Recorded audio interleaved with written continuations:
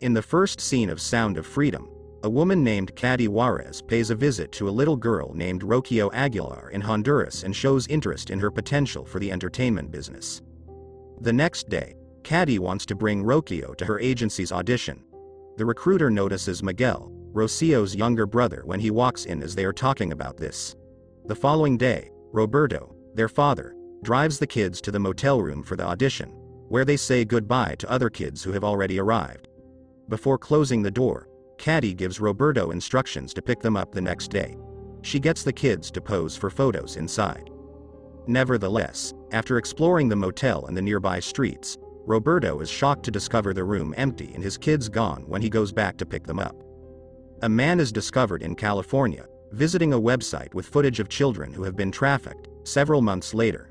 He has no idea that a group of operatives from Homeland Security's investigative unit is keeping an eye on him. He is uploading a video when the squad rushes to his house to conduct a raid. After apprehending him, they examine the property and find multiple folders with information about his child victims as well as a garage full of toys for kids.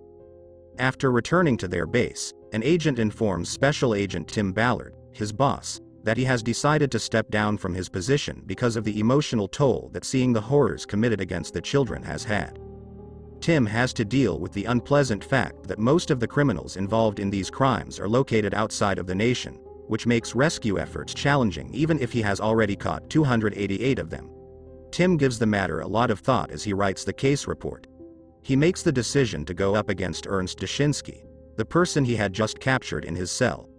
Tim, the lone employee still present in the building, leads Ernst to a courtyard in an effort to win his trust. Tim, a criminal, creates a facade to share Ernst's criminal interests, leading to a prolonged conversation and Ernst's return to his cell. Tim's deceit is understood by his wife and children. He seeks permission to extend his operation with Ernst and temporarily releases Ernst, promising to help erase his 30-year sentence in exchange for a child. Tim arrests Miguel, a man with recent abuse, and takes him to the hospital for an examination. After a thorough checkup, Miguel is found to be 8 years old and introduces himself as Timoteo, a name that matches the one on Miguel's necklace. A cherished gift from his sister, Rocío. This coincidence fosters a sense of connection between Tim and Miguel. As they talk, Miguel expresses his hope of finding Rocío. This conversation triggers a flashback where Miguel recounts his harrowing experience. He describes the process of being trafficked, the fear and uncertainty he faced in the chilling moment when he was purchased by Ernst's contact in Tijuana. This flashback provides a stark insight into Miguel's traumatic journey. In the present, a deeply emotional scene unfolds at the airport. Miguel and his father Roberto are finally reunited. The relief and joy in their embrace are palpable. Tim, who has been a silent witness to this poignant moment, informs Roberto that Miguel likely spent around 3 months in Tijuana. Reflecting on the profound anguish any parent would feel with a missing child, Roberto turns to Tim, acknowledging his role as a father too, and questions how one finds peace in such distressing situations. As the time comes for them to part ways, Miguel, in a gesture of deep gratitude and connection, offers Tim his necklace. This necklace, more than just an object, symbolizes the bond they have formed in their brief but impactful time together.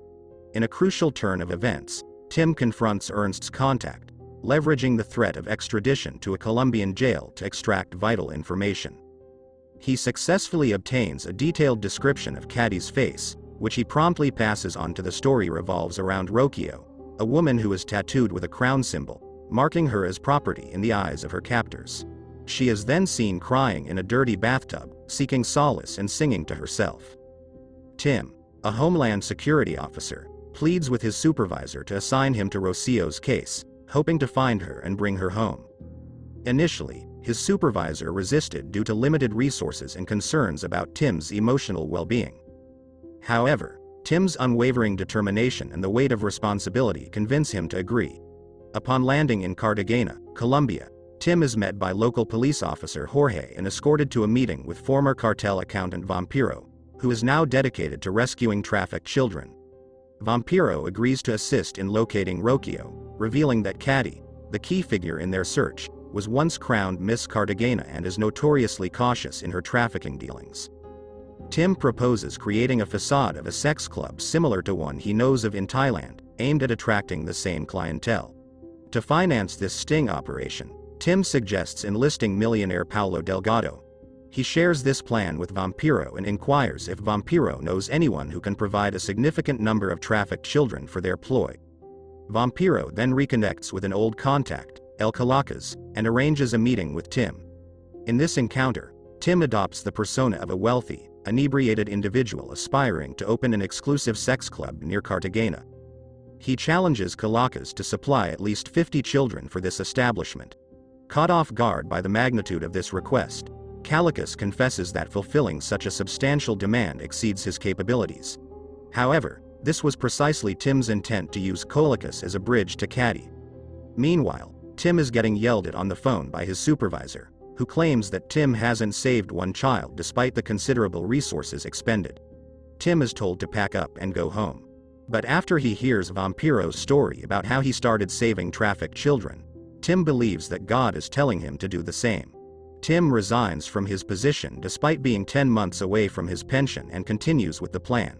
He manages to recruit Paulo to help his sting by relaying the ugly facts of the child trafficking industry and giving him a picture of Rocío. With the team assembled, they continue planning the sting together to be as convincing as possible. Calacas relays this big transaction to Caddy and other traffickers, and they're all invited to meet with Tim, Vampiro and Paulo in Bogotá. They talk business, and Caddy ensures that she can provide for at least 50 children. As the operation approaches its peak, Tim receives crucial support confirmation from the U.S. Embassy in Colombia that they will monitor the raid. Ready to provide backup if necessary, the team makes their way to a secluded resort on a private island purchased specifically for setting up the raid. As the traffickers arrive, it becomes apparent that they have brought fewer than 30 children, not meeting the agreed number of 50. Despite this, the team plays along with Caddy, assuring that the remaining children will be delivered shortly. The traffickers introduce their lawyer, Carne, and the group seemingly enjoys their time at the resort while finalizing the transaction and coordinating with Jorge to implicate Carne during the raid. Tim encounters Carne and his bodyguard escorting one of the children. Tim attempts to intervene and take the child under his care, leading to a heated confrontation. Carne refuses to relent, and the situation escalates dangerously when the bodyguard draws a gun on Tim. The tense standoff is diffused by Vampiro's timely intervention. As the rest of the children are brought to the island, the raid team swiftly moves in. In a calculated move to frame Carne as the informant, Tim and his team are also handcuffed amidst the chaos. After the raid concludes, Jorge informs Tim that they successfully rescued 54 children. However, the news is bittersweet, as Rocío is not among them. In a reflective moment, Tim and Vampiro, observing the rescued children at play, recognize the significance of the moment. They label the joyful sounds echoing around them as the sound of freedom, a poignant reminder of the impact of their mission. At the police station, a critical breakthrough occurs when Jorge extracts valuable information from one of the apprehended traffickers. The lead points to a notorious figure known as El Alacrán, identified as the person who purchased Rocío. Jorge reveals that Rocío is likely being held in a jungle region near a rebel-controlled area of Colombia. Despite Jorge's reservations about the high risk of a rescue operation, Vampiro proposes a daring plan to infiltrate the area disguised as a doctor, a plan Tim readily supports. With Jorge providing fake credentials, they consult with actual doctors to prepare for their undercover mission into Alacrán's camp. Before their departure, Jorge informs them that he can only safely transport them to the river and equips them with a GPS tracker to inject into their bodies, a grim precaution in case of their demise. The team makes its way to Nariño province, setting up camp by the riverbank. In a heartwarming moment, Tim sends a final text to his wife, bracing for the operation that will commence at dawn. As they pair to part ways, Jorge offers Tim a gun, but he declines, choosing to maintain his non-combative disguise. Tim and Vampiro then embark on their journey by boat. Their journey takes a dangerous turn when they encounter armed men who open fire, suspecting them of intruding. Tim and Vampiro manage to convince the men of their medical identity, but the captors stipulate that only one of them can proceed to Alacrán's camp. Tim volunteers and is taken aboard their boat, leaving Vampiro behind. Meanwhile, Jorge, closely monitoring the situation, receives an alarming update. Tim, a young man, finds himself alone in enemy territory. He encounters Alacron, an enslaved man, and he mentions the need to vaccinate his people against a cholera outbreak. However, Alacron's cold and reptilian eyes do not concern his people's health. As Tim wanders through the camp, he spots a group of children crushing coca leaves and recognizes Rocío, a girl with a distinctive crown tattoo on her nape. Tim approaches Rocío under the guise of a medical checkup and discreetly asks which house she is staying in. However, their interaction is interrupted by Alacron, who summons Tim to attend to his men. As night falls, Tim finds Rocío asleep in a cabin, but her trauma triggers her to scream. Tim intervenes, instructing Rocío to follow his instructions or face death. As Alacron advances towards Rocío, Tim's protective instincts are triggered, leading to a fierce and violent struggle. Tim fatally stabbed Alacron, reassuring Rocío of her safety and return home. They seize the moment of chaos and make their daring escape from the camp. Alacron's men search for the pair, finding them just as Tim fires up a stolen boat, Rocío clinging to his arm. They arrive on the riverbank where Vampiro and Jorge are waiting for them. As they prepare to leave, Alacron's men catch up and start shooting at their car. Despite a frenetic chase, they manage to escape unscathed. In their haven, Tim returns the necklace he received from Miguel to Rocío, symbolizing the closure of a harrowing journey. Chapter for both of them. Meanwhile, Roberto receives the long-awaited call that his daughter is safe, a moment filled with overwhelming emotion. The team reaches a hospital where Rocío, now safe and under medical care, awakened to find her father and brother at her bedside. The family is united in a tearful and tender embrace, a scene that encapsulates their enduring love and resilience. The movie draws to an end with a heartwarming scene of Rocío and her family returning home.